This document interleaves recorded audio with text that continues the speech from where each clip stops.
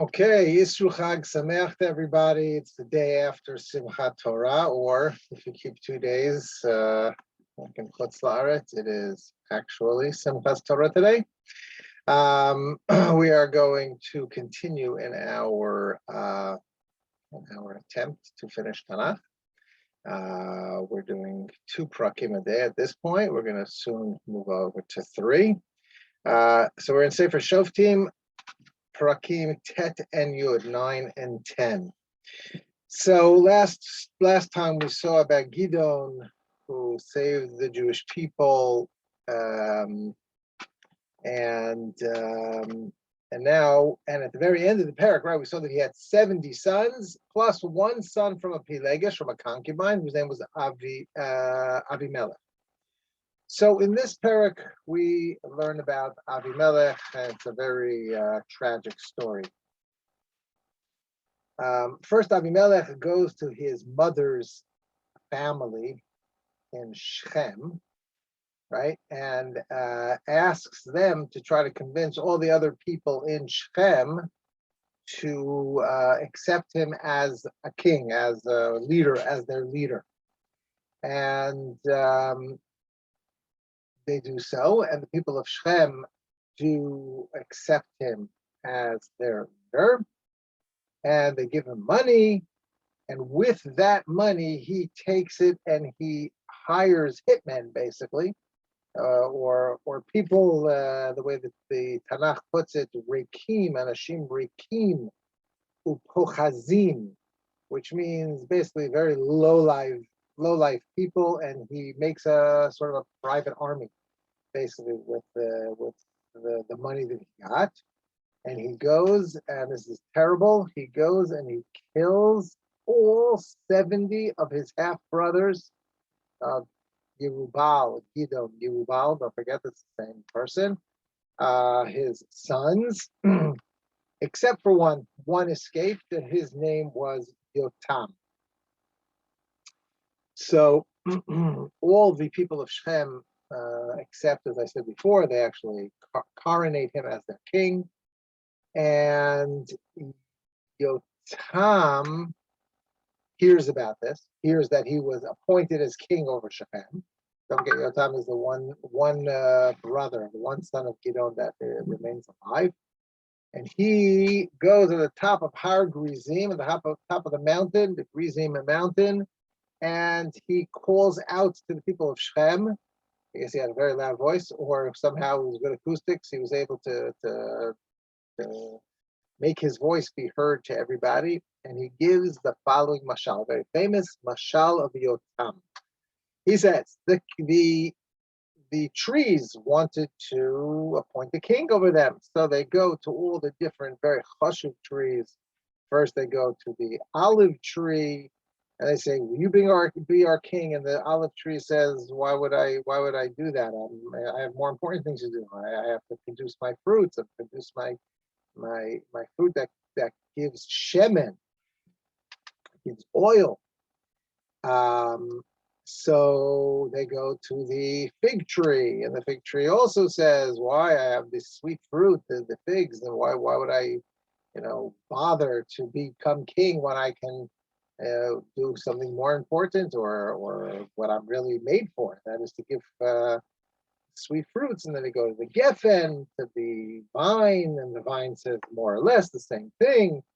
In Pasuk Yud Gimel, Hechadalti et Tiroshi, should I stop giving my wine, Hamesameach Elokim Anashim, which brings joy to both God and people, right? To wine libations on the Mizbeach, and it brings joy to people also, and I should become the ruler over all the other trees. Why should I do it? So finally, the trees go to the Atad. The Atad is a little thorn bush. Basically, that's what it is, a thorn bush. And they say, "Will you become our king?" And the thorn bush says to the rest of the trees, he says as follows, in Pasuk Tedvav, if really you want me to become the king, Alechem, bo chasu b'tzili, come and get protected from my sail, my shade that I give, which of course doesn't exist because a thorn bush doesn't have shade. And if not, in other words, you're like mocking me, like as if I'm going to be the king. I'm a nobody. I don't even have sale. And if not, and if not, they say, may fire come forth from the thorn bush, the tochalet arzeh halavanon, and eat up, destroy, consume the cedars of Lebanon. And therefore, that's the mashal. And what's the nimshal? Says Yotam. If you really, really want to make Avimelech your king, and you think he did a good thing, and he really repaid properly Gidon, Yerubal, right, for what all the good he did for us, that he saved us from the Midianites, then great, enjoy your king, enjoy.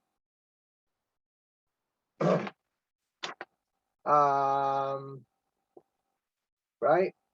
If that's what you think is the good thing to do, go for it. And then in Pasuk Yotet, Vim be'emet v'tamim asitem im merubal beito hayom hazeh, simchu b'Avimelech v'yismach gam hu b'chem. Then be joyous in your king and let him be joyous with you. Great. But Pasuk Chaf, which is the obvious truth. Vim ayin, if not, tetzei eish me'Avimelech, make fire come forth from Avimelech and eat up, destroy, consume all Baalei Shechem and Beit Milo, which is right next to Shechem. Meaning you should kill each other. You should destroy each other. And then Yotam runs away, and he goes to a place called Be'er, and that's where he dwelled. So, after this mashal, obviously, it didn't have an effect on Avimelech or Bnei Shechem. They were perfectly fine having Avimelech as their king. And he was king over them, or ruler over them, for 3 years. And then God sent forth a ruach ra'ah, an evil spirit, which is a spirit of hatred. He caused that there should become hatred between Avimelech and Baalei Shechem, the members, the inhabitants of Shechem, and basically they rebelled against Shechem.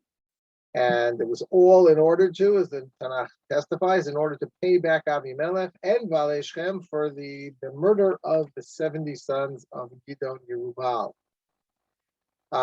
What exactly happened? So Baalei Shechem started setting up ambushes against Avimelech, and they were stealing everything that went into the city. And Avimelech was told about this. And then a guy named Gal ben Eved, who Rashi says was not even Jewish, was from a different nation.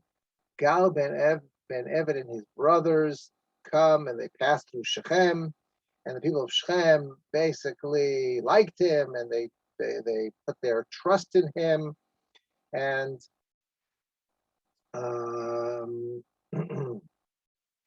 they went out and they made wine, and they had a party, and they cursed out Avimelech.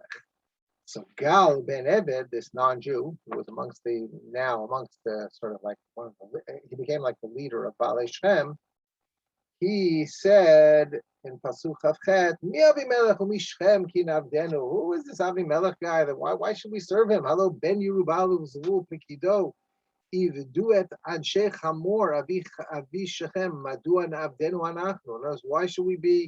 Why should we be serving Avimelech? What does he have to do with Shechem? Avimelech is the son of Yerubal. Yerubal, again, is he's not even from Shechem. He's from Ofrat. And this guy Zvul, who is his right-hand man, he also, who is he that we should serve him? And therefore, why should we serve him? And then in Chavtet, he says, I wish, God should give him into my hands, and I will, destroy, I will remove Avimelech from ruling over Baalei Shechem, the people of Shechem. And basically he taunts and he challenges Avimelech Avimelech's not there, but word will get to Avimelech. He challenges him to come out and fight. Let's have a fight. Let's have a war and see who wins.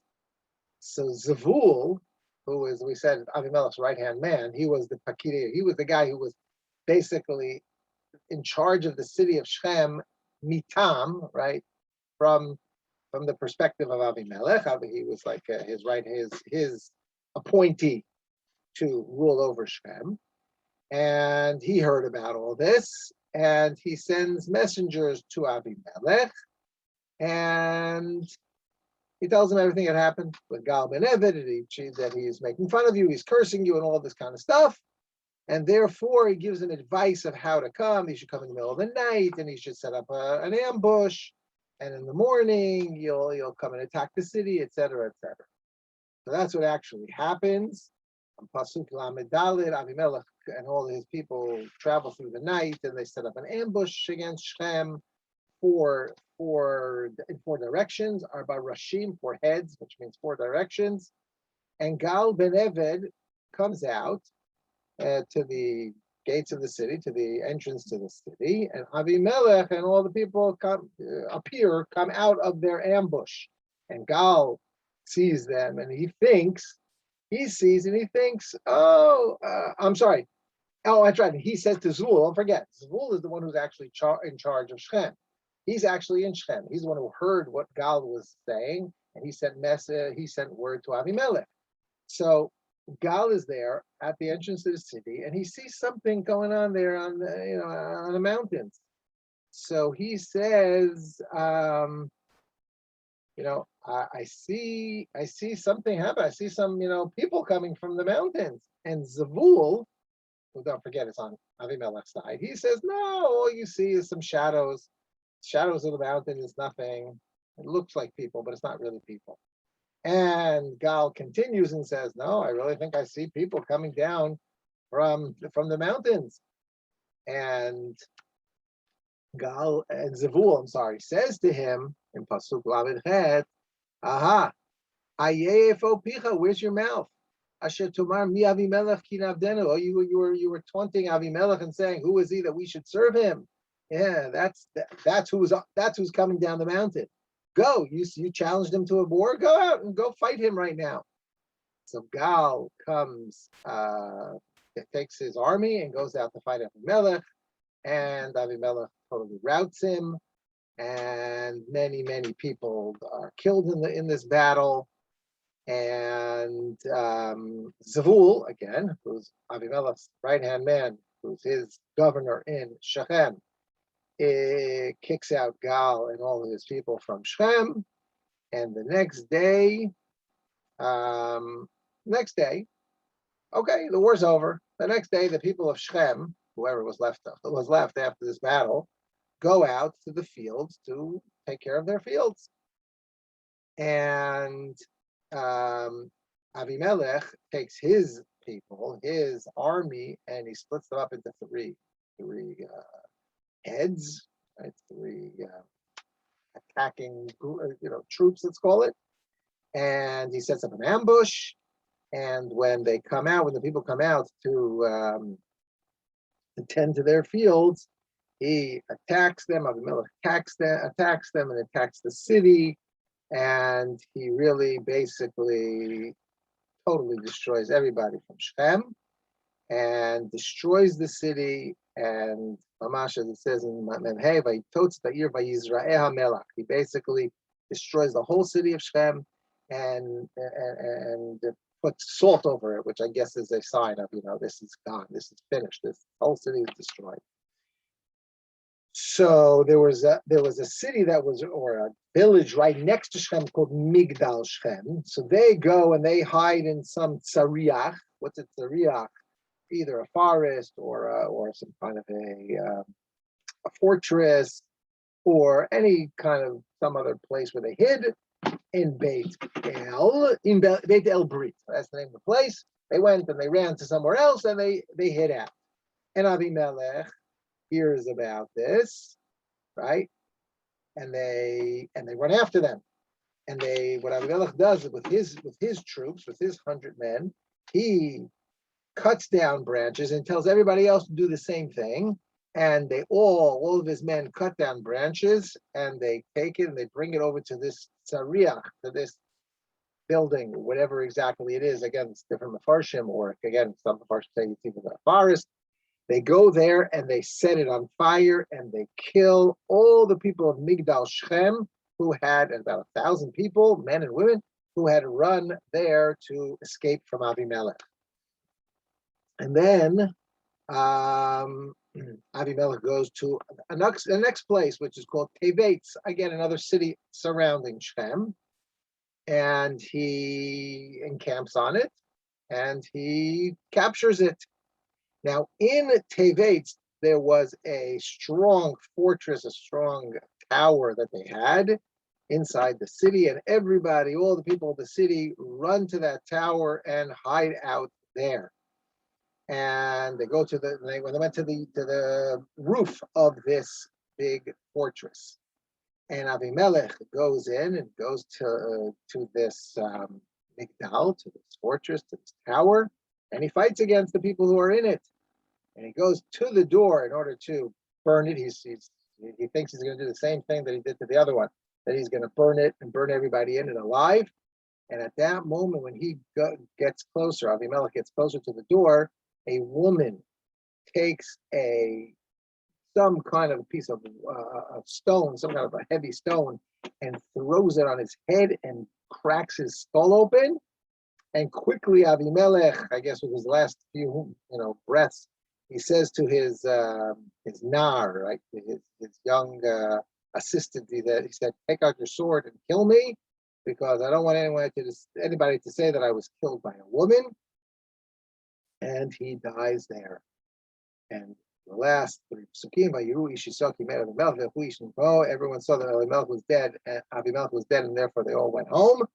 And this was what Hashem did in order to pay back, exactly like Yotam's mashal, his parable said, that if really you did not do correctly by killing my brothers, and you're accepting Avimelech as your king, so let you destroy Avimelech and Avimelech destroy you. And that's exactly what happened. Avimelech destroyed everybody in Shem, pretty much, and the surrounding areas. And in the end, he himself was killed. It was all the last pasuk of Kol Ra'at Anshe Shechem Heshiv Elokim B'Rosham V'Tavor Alehem Kilalat Yotam Ben Yerubbaal. This is all to fulfill the curse that Yotam, the son of Yerubbaal, again is Gidon, came true. And that's Perek Tet, quite a long Perek. Let's move on to Perek Yud. Perek Yud is a list of a few other, the next Shoftim in line. So after Avimelech, Tola ben Pu'ah was from Yisachar, and he was the next Shofet, and he saved the Jewish people, and he was the Shofet for 23 years, and then he died. It doesn't really say any specific stories about what he did. He was a judge for 23 years. And after him was another judge called Yair Hagil Adi. He was the Shofet for 22 years. And he had, it says in Pasuk Dalet, he had 30 sons who rode on 30 ayarim, which different opinions, either it's young horses, stallions, let's call it, or donkeys. And they each had 30 cities, and these were Chavot Yair Arayom Hazeh. This is the famous, right? Yair Hagiladi. Chavot Yair is named after him. And then he dies and is also buried. Now, Pasuk Vav tells us that the Jewish people went back, unfortunately, to their evil ways, and they served foreign gods. And of course, Hashem gets angry at them. As it says, the end of that pasuk, right? The end of pasuk Vav. They served all the other gods, and they left God, and they did not serve him. So the Mefarshim asked, well, why does it have this double lashon? They left God and didn't serve him. Isn't that the same thing? So the answer is they left God totally. Below Avdu, meaning even they they didn't even Oved Hashem together with the other gods. In other words, they totally replaced Hashem with the other gods, the gods of the nations, of the Goyim, and that was really bad. Therefore, Hashem got angry at them, and he gave them over into the hands of, he delivered them into the hands of the Plishtim and the Bnei Ammon, and for 18 years, the Jewish people were being persecuted and bothered, at the very least, by these nations. And at some point, the Bnei Ammon, right, that was one of the two nations, Plishtim and the Bnei Ammon crossed over the Yarden in order to fight against the Jewish people, and they gave the Jewish people a very hard time. And guess what? Like we've seen already, the Jewish people, when they're in dire straits, they call out to Hashem, and they say, we sing to you, and we left you, and we have done a terrible thing by serving foreign gods. But God's getting a little bit sick of this cycle. He says it's not sincere. They're just doing this because they're in trouble, and that's why they're crying out to Hashem. So therefore, this is different than what we've seen up until now. Pasuk Yud Aleph, Vayomer Hashem al bnei Yisrael, Lo mitzrayim, I saved you from all these different people, all these different nations. And look at Yud Gimel, Vatem azavtem oti vatavdu elohim achirim lachen lo osif lo shiatchem. That's it. I've had it. I'm not saving you anymore. Because each time you just go to a different God. Lichu Yudalid, Lichu v'zaku el Elohim asher b'chartem. You're in trouble. Go call out to the gods that you chose. They'll save you. Let's see if they'll save you during your troubled times. And this here, there's a change. Here, Pasuk Tevav, Vayomru b'nei Yisrael Hashem Chatanu. Aseh ata lanu b'chol hatov beinecha. Do whatever is good in your eyes. Meaning, we understand that we deserve punishment, and we'd rather that you punish us than we be punished by our enemy.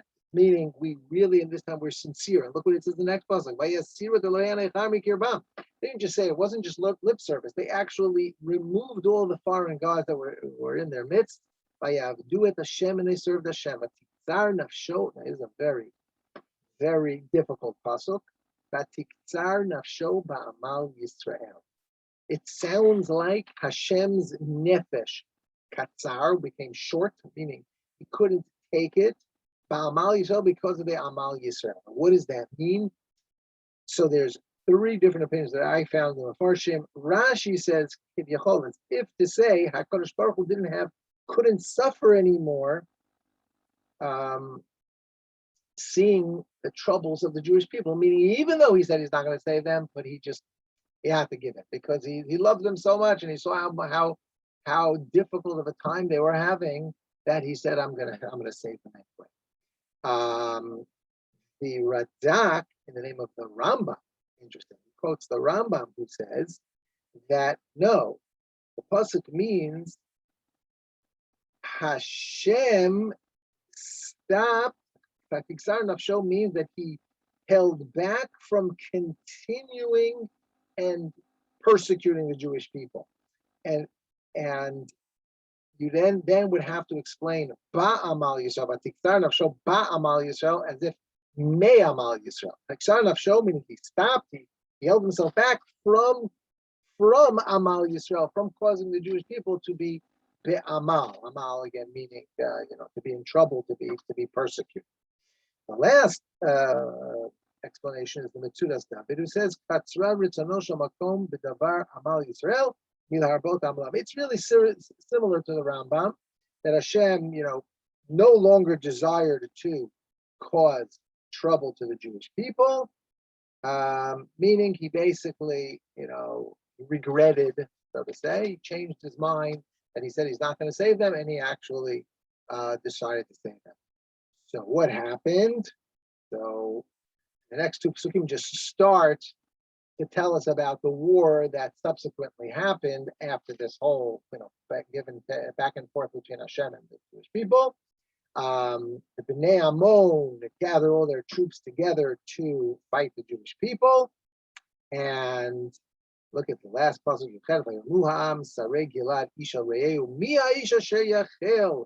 Whoever is the one who will fight against Bnei Ammon, he'll become his reward will be that he'll become the leader. He'll become the leader of all the Yoshvei Gilad, and that brings us to next time. We'll see the famous story of Yiftach Hagiladi, who's the next Shofet, who saves the Jewish people from their troubles.